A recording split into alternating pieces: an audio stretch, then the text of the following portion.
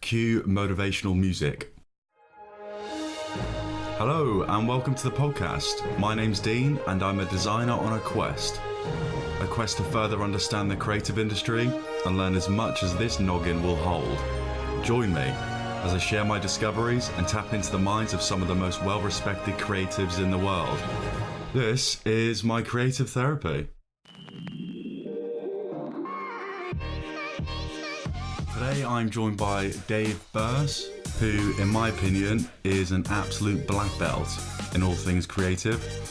He has been a musician, illustrator, stand-up comedian, poet, radio DJ, television presenter, advertising creative director, author, and a public speaker. You can find out more about Dave at davebirss.com. That's Dave, BIRSS.com. He's got an awesome book out at the minute called How to Get Great Ideas. Check it out. It's crazy the amount of stuff that you've done. No word of a lie, I had to zoom out about 5 times on my web browser just so I could take a screenshot of the experience that you had. And I was just like, wow, this is just... How have you had time to do all the stuff that you've done? By not working for a company.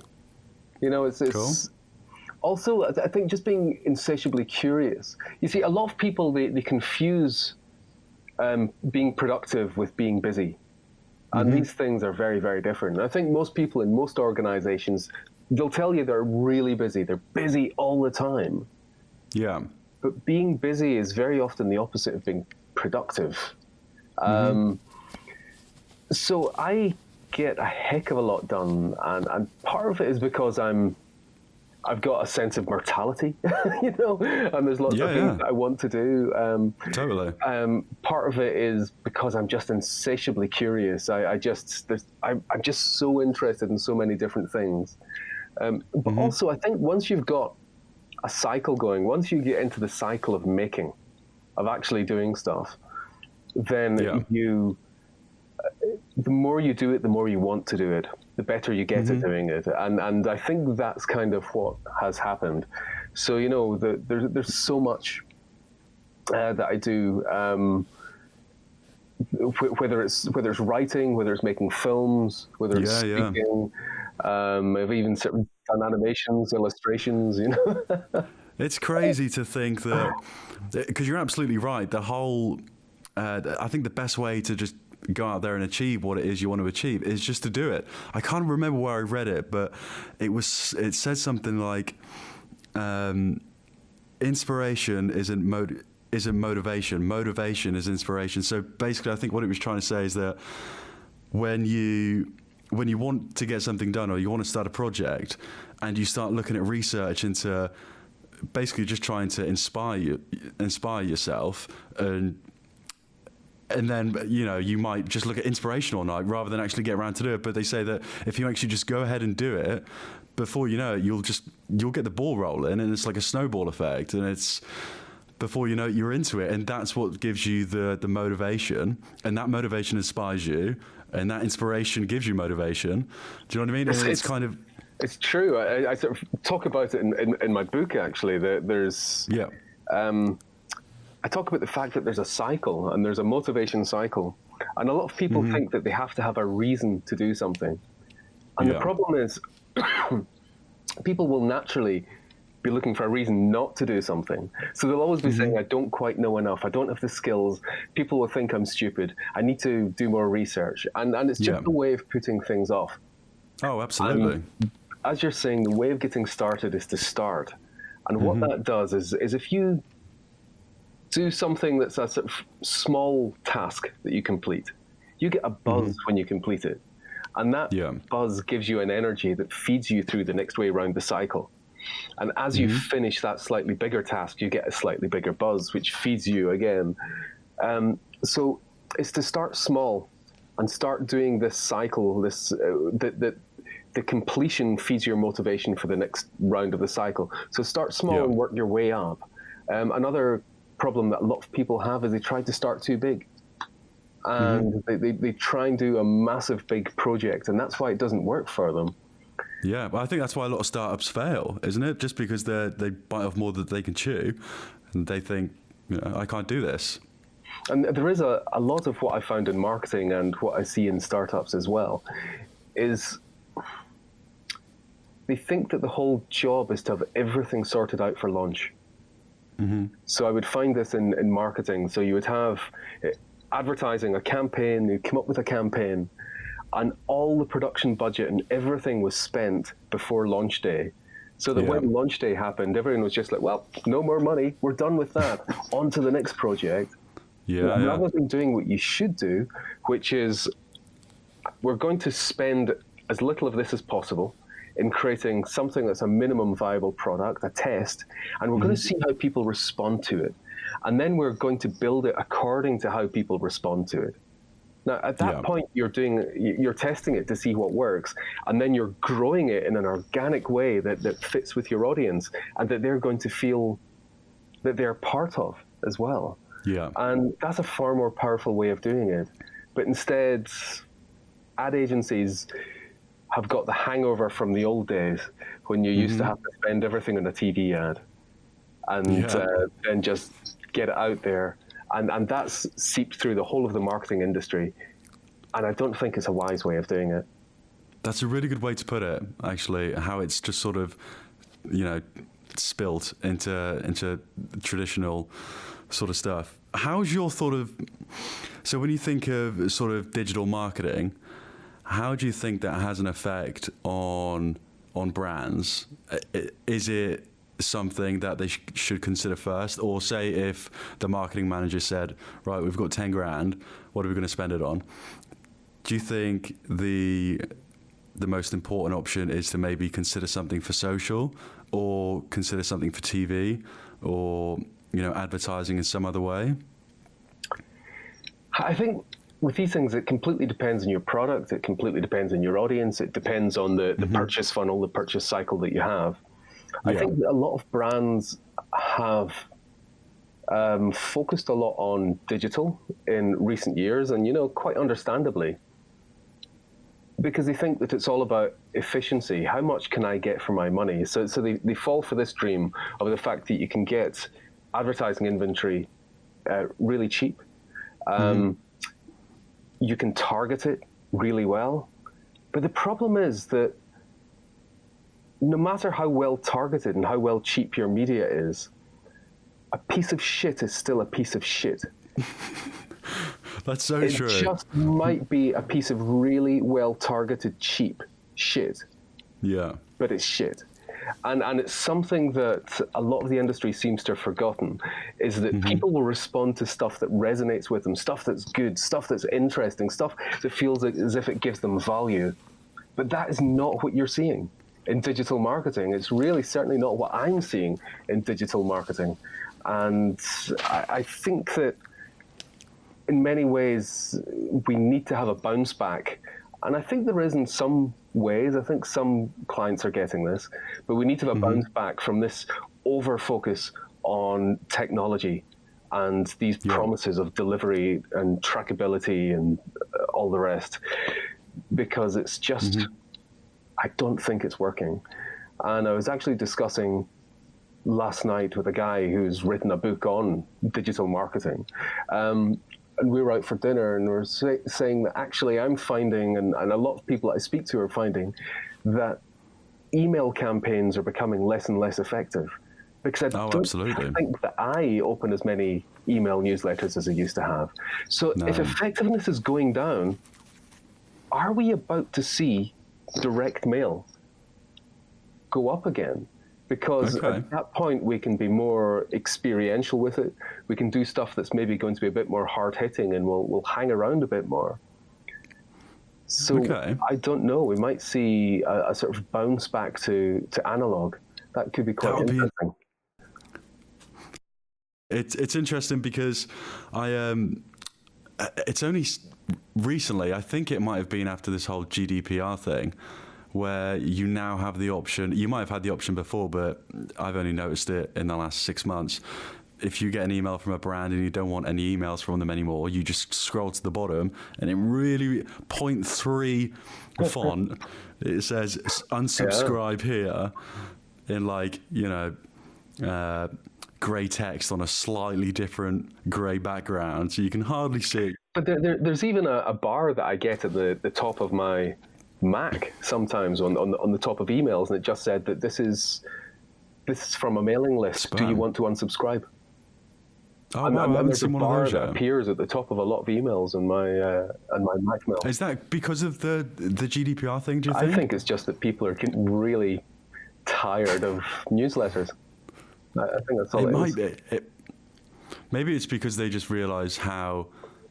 It kind of feels a bit intrusive, in my opinion, because you use your email for loads of different things like social media and stuff. So I think people feel as though their email is like a part of themselves, because they're putting it out there to host other parts of themselves, so that when they're directly contacted through their email, it kind of feels a bit intrusive and a bit, sort of, I don't want to be receiving this. But if you received an ad on Facebook, you wouldn't think twice. But it's interesting how it's cultural. So it's very, it's very different depending where you are. So in China, because they know that the state has so much data about them, to them it's like they know everything anyway. So the data is of no value to them. And then when I go to Central Europe, and particularly to Germany, it's like, no, I will give you no information. I'm giving you no data. I don't want you to hold on to that. And it's not equal throughout the world. It is very, very different according to the country and the culture that you're in. That's interesting. I didn't know that. So in, say, America, they have different laws to... Well, I'm assuming they do. Yeah, it makes sense. So in America, they're quite okay. Most people are okay about giving their data away. Certainly, they're more comfortable with it than they are in Europe. Do you think it's going to get stricter over here with data and stuff? That all depends on the Brexit debacle, doesn't it? Yeah, oh God. Let's not get into that. Oh my God. I'm not sure how much battery's on this laptop. No, so tell me a bit about the Right Thinking Agency.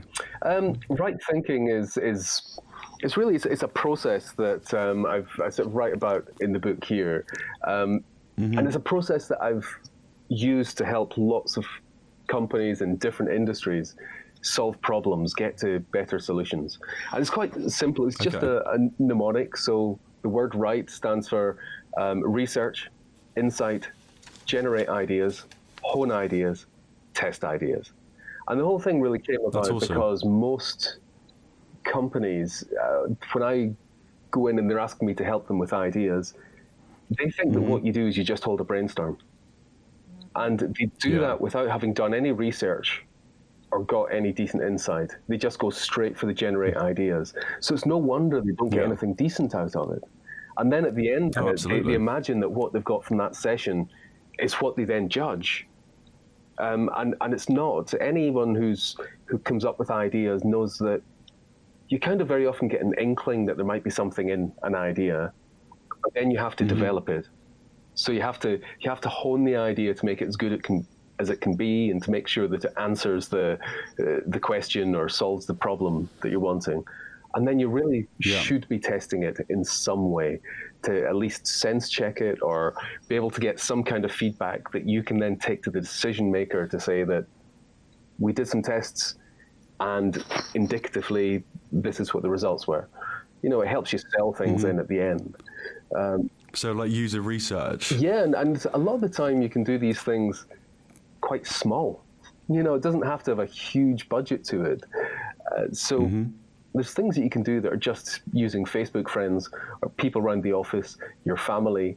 But if you actually get feedback from these people, and then you know how to interpret that, so don't just take an answer that someone gives you as being the truth. You need to interpret it. If you understand how to do that on a small scale, very often that's all you need to be able to sense check your idea. And then, of course, you'd want to develop it more before you take it to market. That makes sense. It reminds me of, so I work at the Met Office, And we made a bunch of content, and we took to Bristol, and we showed it to different age groups, and we got their thoughts and feedback there and then. And the guy who was hosting the day went round each individual and said, you know, if you had to give that score out of 10, what would you give it? Why did you give it that score? And as great as it was, and it really was insightful, there's a part of me that thinks those people who are being asked those questions, they're not in the same frame of mind as those who are sat on the couch at home scrolling through their feed whilst there's an advert in the background.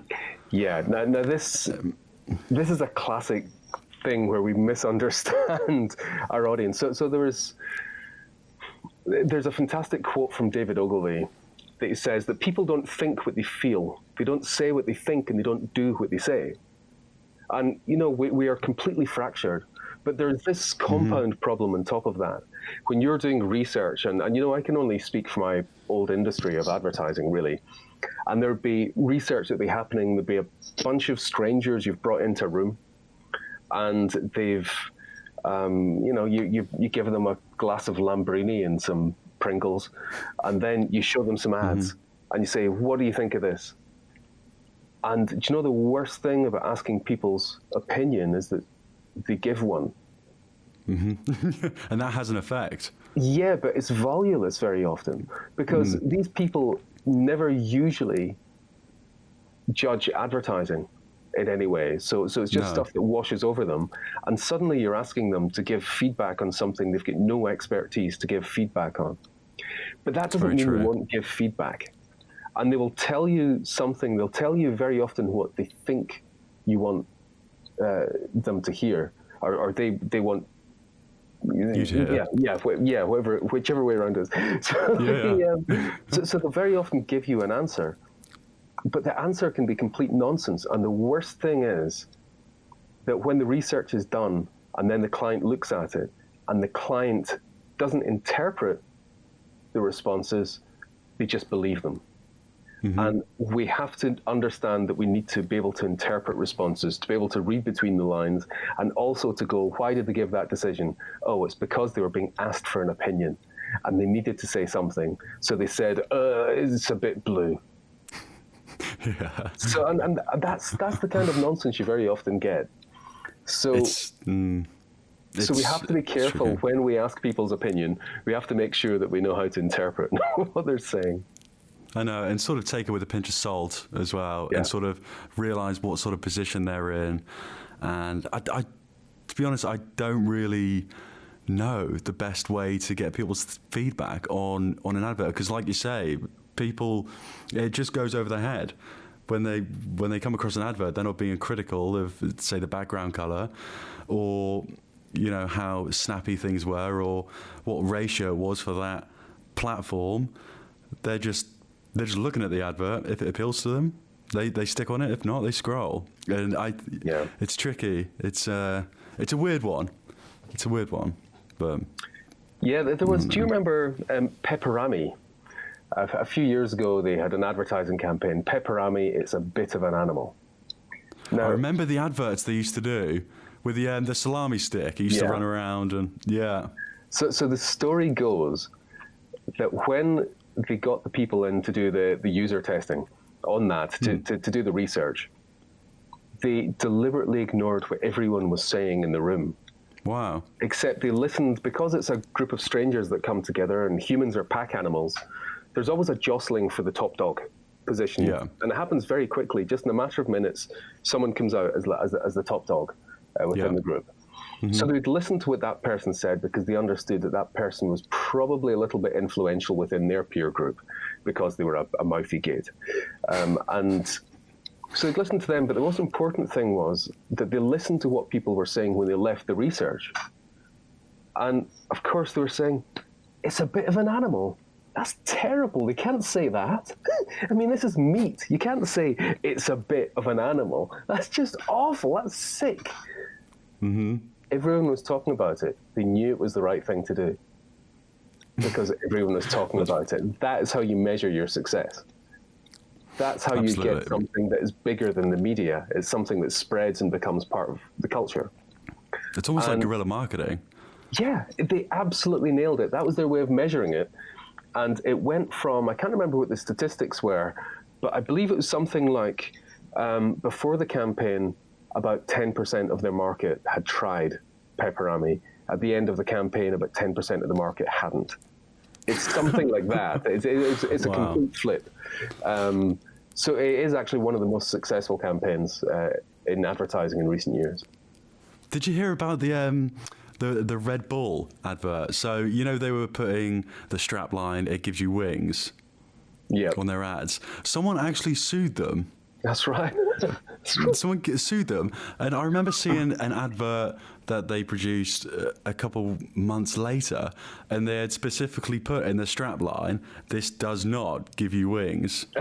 And now I don't know whether they found a loophole in the system or what, but I've watched it again recently, and they've gone back to, they might have gone back to "It gives you wings" or something very similar. So, but it just goes to show how sort of different people can interpret things differently, and you shouldn't just. Yeah, I don't know. Maybe just people who've got too much time on their hands. I think that's exactly it. It's the same people who sue McDonald's because the coffee was too hot and it burnt their lips. Yeah. You know, these people are idiots. And sadly, there's lots of them in the world. And the way that we're running the world gives these people a voice, sadly. It does. But just look at Twitter. It's just... That's crazy. I wonder, I was thinking this morning, or was it yesterday? I was thinking, I wonder if like Mark Zuckerberg, and I'm not sure who founded Twitter, but I wonder if they think today that their actions back when they brought or started to develop the app or the website or whatever it was, I wonder if they thought, you know, in 10 years' time, this might change the way we live, not only the way we connect with people, but the shift in culture, people's decision making through advertising. And I wonder if they had that thought back then, and I wonder if they had gone back, if they had the chance to go back, would they do anything different? Because, you know, yes, crazy. That's a good question. I don't think there's enough. I don't think there's enough concentration on ethics in business. Something that I would certainly like to see more of. People in the marketing industry, I think that they also need to take responsibility. And is this something that is right to advertise? But the problem is, once you start asking these questions, and you go, well, we can't really advertise crisps or fizzy drinks. And hold on again, what washing powder is releasing phosphates into the environment, which is causing algal blooms. These clothes are these clothes are probably destabilizing economies in Asia, and you start to question: is there anything that's blameless? Oh, absolutely. So tell me a bit about Open for Ideas. So it's an online magazine that explores creativity and innovation in business. Yes, it's not active anymore. Is it not? Right, okay. It ran for about a year and a half, and it was a bit of an experiment and a bit of an exploration.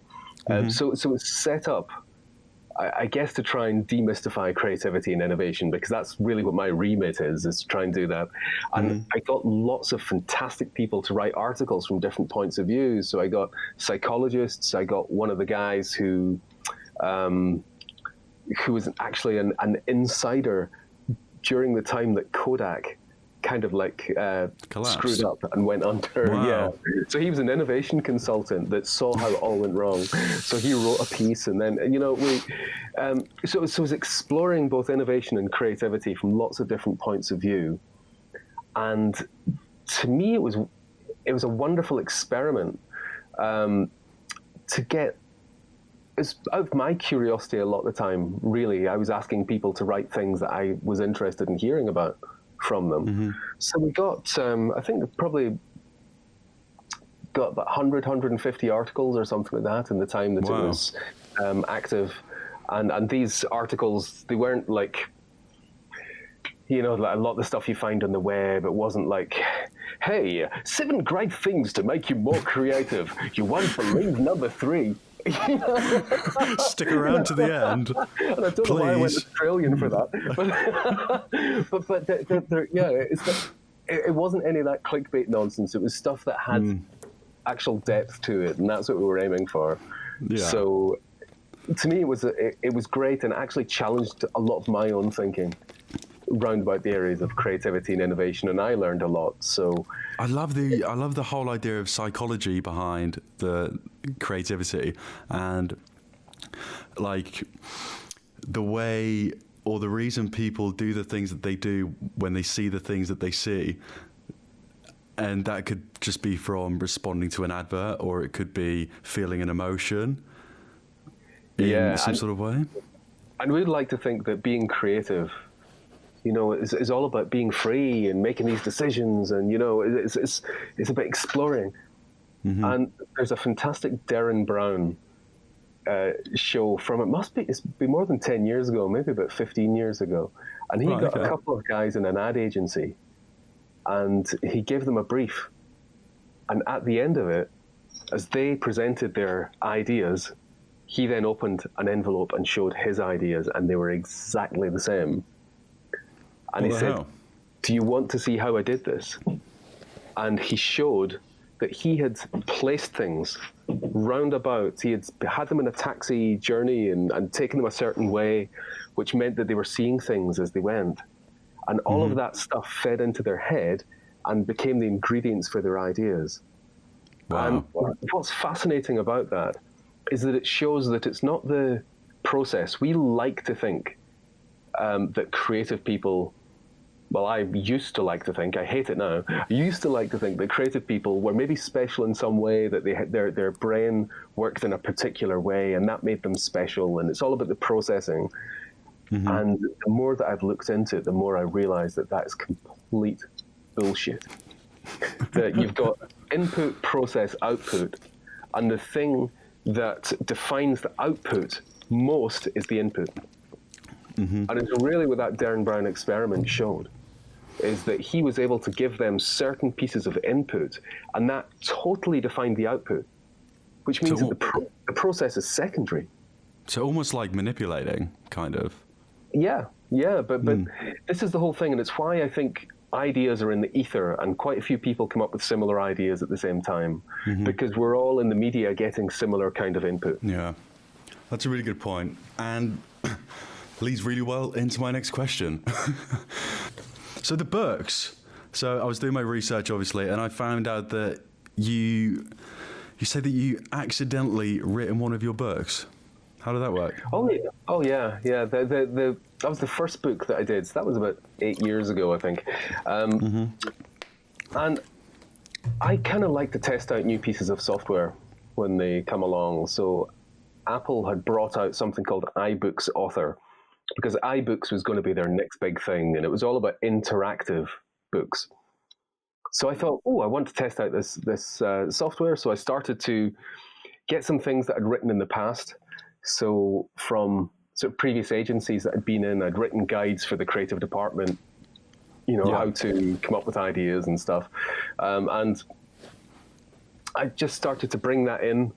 And I thought, I could illustrate this with stuff and put in case studies and examples. So I started to bring in films and do illustrations and create interactive pieces for it. And I created this really lovely interactive Apple iBook. And then I went to publish it. And Apple went, "What's your IRS number?" I was like, "I don't have an IRS number. I live in the UK. Can I find a way around this?" And I emailed and got nothing back for days. And eventually, "No, you need to have an IRS number to publish." I was like, "But I'm not in the States." "Oh, you can apply for an IRS number."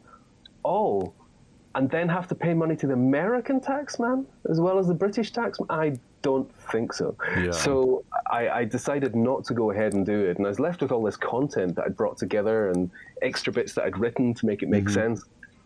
But, well, stuff it. I'm going analog. And I thought I'm going to output this somehow, and just decided to do it in print. So I rewrote parts of it to work for print. And I brought that book out a few years ago, and it ended up being quite popular and sort of recommended reading list for ad schools and things like that. Awesome. And then that kind of got me a reputation as an author, even although it didn't deserve to, because it takes you about half an hour to read. So, it's It's a glorified pamphlet, you know. But then I actually kind of, last year, it became a bit silly, and I was involved in 7 books last year. And oh yeah, because you contributed to a few, didn't you? You didn't just write your own. Yeah. So I co-wrote this one here, Iconic Advantage, that came out about a year ago just now. Cool. And I co-wrote that with my friend Sun Yu. We're about to spend tomorrow filming all day together. He's in London. He usually lives in San Francisco, but he's in London tomorrow. Awesome. So that's a book all about a better approach to innovation, which is about using innovation as a growth mechanism for your company rather than as a high-risk, high-cost gamble, which is what it tends to be for most companies. And then towards the end of the year, I brought out How to Get to Great Ideas. Awesome. And that was just me that wrote that. So that's 50,000 pages of me explaining what I think people get wrong about creativity. Explaining the right thinking system so that people can use that to help them come up with better ideas. Explaining what individuals can do to get better ideas, and explaining what organizations can do to get better ideas out of their staff. Okay. So it seems to be doing quite well. It just came out in India last week. In 2 weeks' time, it comes out or a month's time, it comes out in America. Then it comes out in China, and then Russia. And so how does that work then? That whole process, is there a publisher involved, or I'm not quite sure? Yes, this one here is Hodder and Stoughton. So through one of their imprints, which is Nicholas Brealey, which is a business book imprint that they've got. So yeah, all of the books last year were done through proper publishers. So none of the books last year were self-published; they were all professionally published. Right. Okay. And then I've got my user guide to the creative mind, the one that I wrote years ago. I'm about to bring out again, but that's self-published. And then I'm in talks about doing another couple of books. So I seem to have become a writer, and I didn't intend to be. That's crazy. So are you going to upload these books up to iTunes to create ebooks, or have you just given up on that? I think they're all available as ebooks. So they naturally become Kindles, and then they're iBooks as well. So the issue that you're having with Apple uploading, it was just the way it was at the beginning 8 years ago when they started iBooks. Now it's completely sorted, and they're dealing directly with publishers and all the rest. And there's a system that you automatically get put into their bookstore. Right. If you're professionally published, then it's fine now. I created an app around about 7 years ago, maybe, and it was just a personal project of mine. I didn't really want to make any money from it, but if I did, then obviously that would be nice. It was around about do you remember the Flappy Bird? Do you remember the Flappy Bird app? It was around about that time, and so I created an app.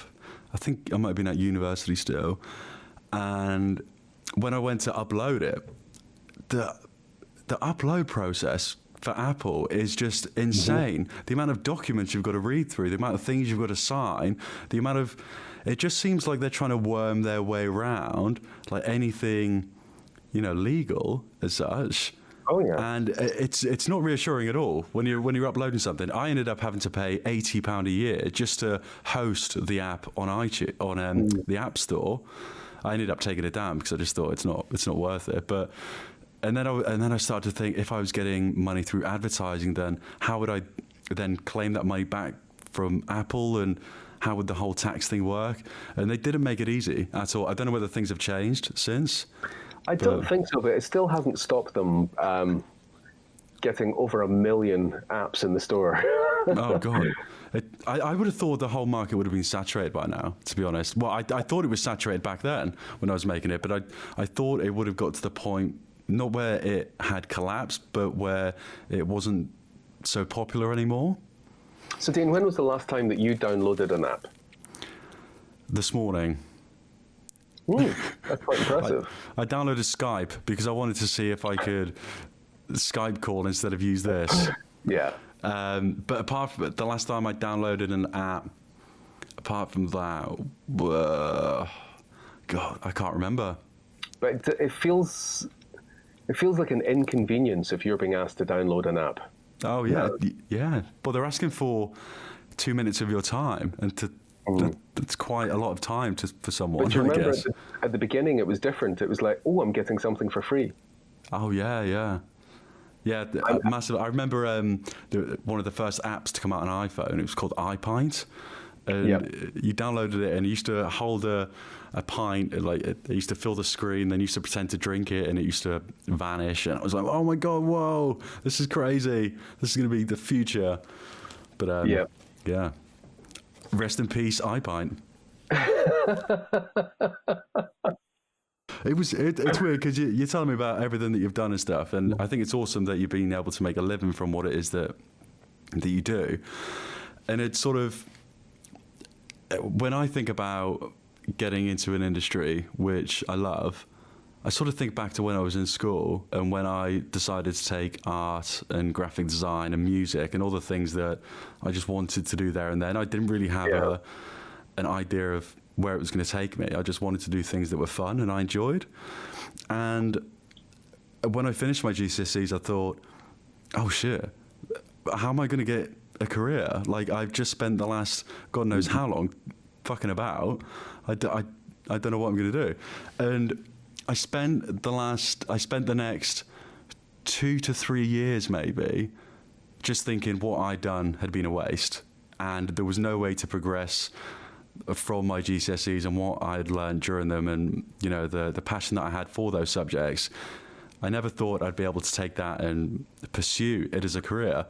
And then I remember I went into this, it was like a job centre, and I seen an advert for an apprenticeship graphic designer, and I was like, what a graphic designer?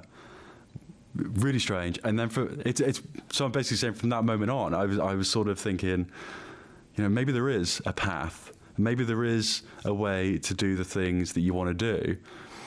And it's a bit of I think the creative industry is a bit of a grey area, because when someone thinks creativity, or maybe not everyone, they think that there's no right or wrong way to do something, and there's no way that you can be doing what you're doing that's better than me, because creativity is just something that lies in the brain. You have an idea, I also have an idea. Why is your idea more creative than mine? And it just sort of stands out to me. That's where I'm getting at. I'm going down another rabbit hole. Yeah, but it's interesting you're saying that you didn't realize that there was a journey open to you. And the whole thing is, I think there's a flaw with education, is that we're taught that it's about a destination, that you do your qualifications, and then boom, you can step into a role that is the right kind of role. And yeah, maybe that works when there was vocational stuff. Yeah. And you would go and you would learn how to be a doctor or a lawyer or whatever, and then at the end of university, there's a logical step for you to take into that career to do your vocation. But it doesn't tend to be like that. And for me, I was quite similar in that I was interested in lots of different things, and I was at university and I'd done a degree in computer programming and advanced mathematics, and then I did a postgraduate degree in marketing and management. And then I'd always thought that what I would do is that I would do a degree, so it's something to fall back on if music didn't work out for me. And I wanted to be a musician. So the bizarre thing happened that I was getting to the end of the course and I actually just wanted a job. I was doing my sort of second degree, and I just wanted a job. And instead I got an offer from a record label in Scotland. Wow. And they wanted me to go and I'd already been working as a session musician for some of their bands, and they wanted me to go and work for them as a recording engineer and a session musician and help with sort of marketing of the label. Yeah. And I went and did that, and it's kind of like, surely that should have been my dream job. But I started it, and within 6 weeks, I just didn't enjoy it. No? It's not what I wanted to do at all. Did you think you knew whilst you were doing it that it wasn't what you wanted to do? I was getting that pretty quickly, and I think a lot of it is to do with the people that you're working with. And I felt as if I was being put down rather than raised up by the people I was working with, and that was a difficult thing.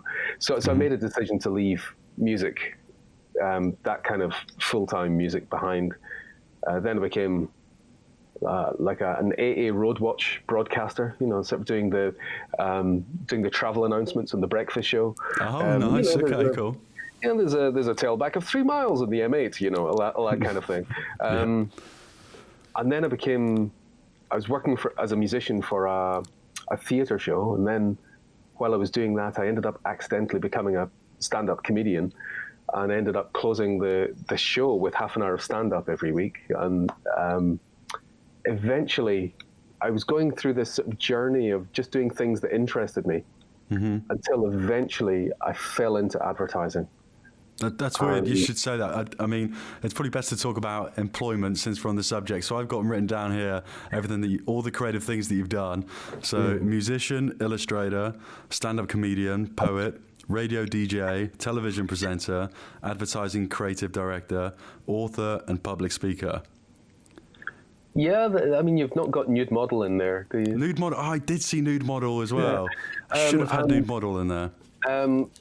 Veterinary assistant, busker, all sorts of stuff. I've done lots of different things, and I don't regret it. No, not at all. In fact, I started at one point in my career when I was hiring people as a creative director. I started to be really suspicious of people who had only ever done advertising, because to me, you're not giving me broad enough life understanding. Yeah. If that's all you've ever done, then I'm afraid that I don't believe that you've actually got enough experience in here to properly to connect with people or come at this from some kind of interesting angle.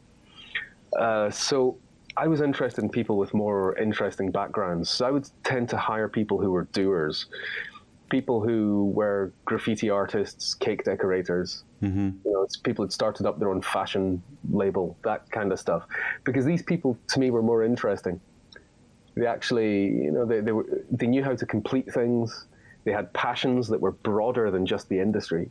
And all of that stuff, to me, meant that they had a bigger brain, a wider experience, more knowledge, that stuff that they could then bring into their work and come up with far more interesting ideas than people who were like insular about, I'm doing advertising, therefore it has to look like advertising, Absolutely. I think it definitely helps just having that life experience and then just going into a creative role like that and taking that experience with you and the journey and what you've learned. And I think it helps with a lot of things. I think it helps with like relationships. I think like your social circle. Or what you're saying, the more people you've dated, the fact that you have slagged about, Dean, is this what you're saying? Guilty as charged. But it seems that the more sort of experience that you do get in something, then the next thing that you sort of go for, you hit it harder and you understand yourself a little bit more. And I think that's something that should be taught at school. Yeah. I don't think that we are teaching kids to be ready for the marketplace, because surely that's what the job of advertising is to get young people ready to enter the world of work so that they can add value to the economy and value to themselves. Yeah. We should also be teaching them to be good members of society, but we appear to have completely forgotten about that. But the thing that we need to be teaching kids is how to adapt, because we know that any job they have now will be changing over time. And it might be that even the industry completely changes. It might be that new jobs come along, because, there's all sorts of statistics that people have made up over the last few years, that by 2030, 70% of the world's jobs haven't even been invented yet, all that kind of stuff. I just made that number up, but it's probably just as accurate as the other ones that other people have made up. Would surprise me. So there is a certain amount of truth in it, that there are jobs that have come around that certainly in my lifetime that I've seen. And, really in the last 15 years, we've seen user experience and come out of information architecture and these things, it didn't exist previously as a career. And the skill set was something that people had to pivot from something they'd already done to be able to do that. So very often it was designers who had a very logical mind were the ones that became the great UX thinkers. And then strategists as well started to get involved. So maybe sort of comms strategists would get involved in UX as well. So it's become a completely new job that people have had to pivot to be able to do, to be able to adapt existing skills to be able to fit into this opportunity. And there's going to be lots more of that stuff coming around. And it's so important that we teach people how to adapt, how to be able to learn from what they've already done, and then be able to take that and turn it into something that they can make a living out of, something that they can add value to a company with, because maybe the old thing they're doing isn't as valuable anymore. So this ability to pivot and adapt is so important, and we're not teaching kids how to do it. And it's so important that we do. It kind of feels like there's this fairy tale lifestyle to be lived, and it's very traditional. And it's that you go to school, you learn a subject, you then leave school, do that subject for a living, get married, have kids, and die. And it's kind of like... retire first and then die, I think, was the old way of doing it. Ideally. Yeah, I think now you're probably right. We don't bother with the retirement, but you just go straight for death.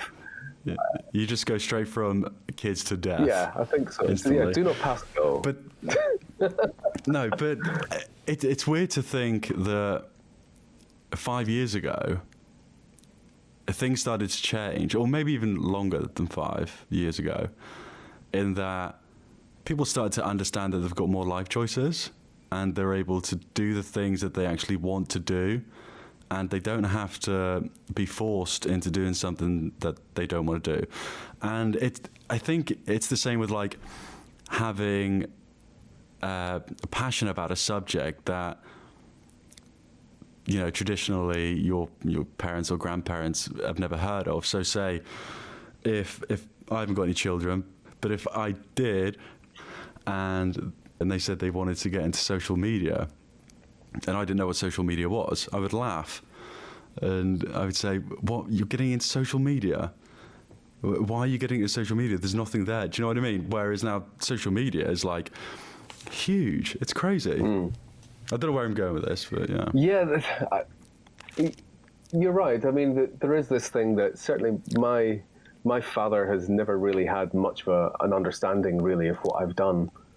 I was brought up in a very religious family, and I made the mistake a few years ago of showing my father my portfolio of advertising ideas. And it was only as I was showing my father this that I realized that, oh man, at least half of the stuff in here is just knob gags. I hadn't realized. Oh, brilliant. But I think my father then just got the idea that, yeah, I know what he does now is just filth. But I know what you mean. But there is a thing. I've got a 19-year-old daughter at the moment. Yeah. And I mean, I've got her at the moment. I've got her for life. Apparently, I can't do anything about it. So she has decided, and I completely support her on it. She's decided that she doesn't want to go to university. So she started off on that route, and then after a year went, no, this isn't for me. And I completely support her, because actually I felt the pressure when I started university that I had to stick with it. And I bet a lot of people did. It didn't really help me. So I did 4 years at university, and it didn't really help me. And in fact, I didn't even tell people throughout my career that I had any qualifications. And people were usually quite surprised when they found out how qualified I actually was. The first thing was, oh, you're educated? Really? Hang on a minute. What's going on? So how did you get into nude modeling? Oh, Just sort of throw that in there. That was an experience. That's what happens when you've got your first job in advertising, and you're in it for about 9 months, and then you get made redundant, and then you struggle to get a job. And I was then out of work for about 9 months again, and it was absolutely demoralizing. All the letters that I wrote, I was just getting rejected for. If I got a letter, back then in the early 90s, if I got a letter, it was a rejection. But you're only getting about a third of them would even bother responding to you with a letter.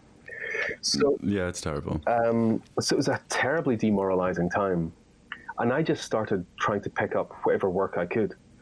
And across from my mum and dad in Glasgow, there was an artist, and my dad was saying how I was just looking for any work that could help bring in a little bit of money at the time. And this artist said, "Oh, I've got some work for him. He could come and help me and be a model for one of my sculptures." It's like, okay, great. So I went along, and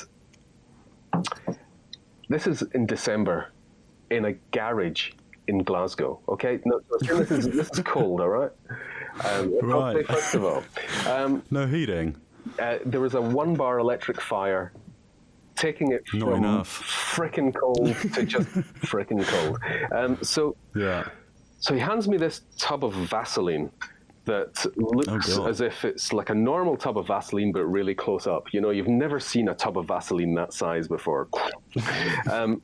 Put your hand in, and so he said, right, first of all, do your feet, cover them in Vaseline. So I cover them in Vaseline. He put plaster over my feet. It heats up, which is lovely, and then it cools, and that's when you know it's gone hard. And he pulls it off, and he goes, "Oh, fantastic! These are great, wonderful.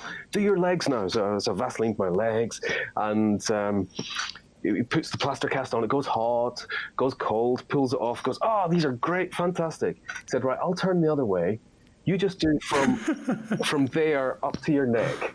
And he said, "Just be liberal with the Vaseline." Just so here I'm Vaselining myself up completely, just everything that I could. And then he puts the plaster over me, and then he takes the last slops from the bucket and he pours it on. He said, "I just want to make sure there's enough plaster here." And I think that was the mistake. This guy was legit, right? Yeah. I think that was a mistake, though, because it went hot and then it went cold, and he said, "Right, this is a lot of plaster, so let's leave it for a couple of minutes more." And then he went to pull it off, and it's like, "What's wrong?" I said, my chest hair is caught in the plastic."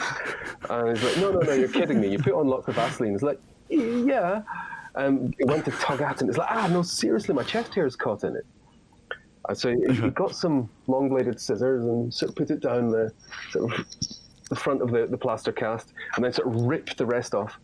And then when we went to pull the bottom part off, it's just like, no, I am completely at one with the plaster. So I did what any sensible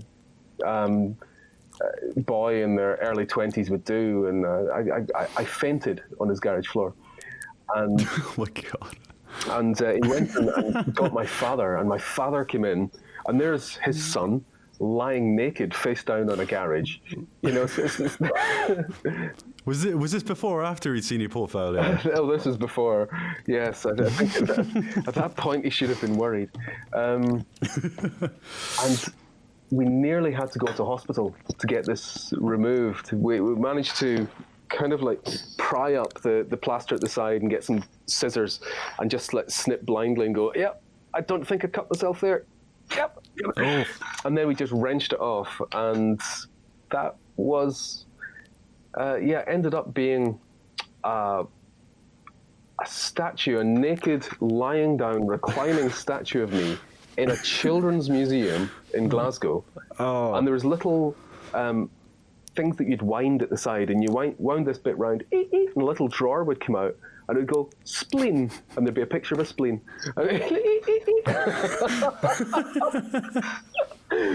So this now lives in a children's museum? I believe it's now in a landfill, because that children's museum has closed down. And right, did they say why? No, just I went hunting for it a few years ago, the Hags Children's Museum in Glasgow, and yeah, it had gone. It had shut down a few years before. Oh, so it wasn't for the reasoning. It wasn't for the sculpture And that it was could there. very well have been. This sculpture could have been the thing that was the nail in the coffin for this museum. So. Oh, I don't think it would have been. Right, Dave. I would love to sit here and speak to you all night. I genuinely would.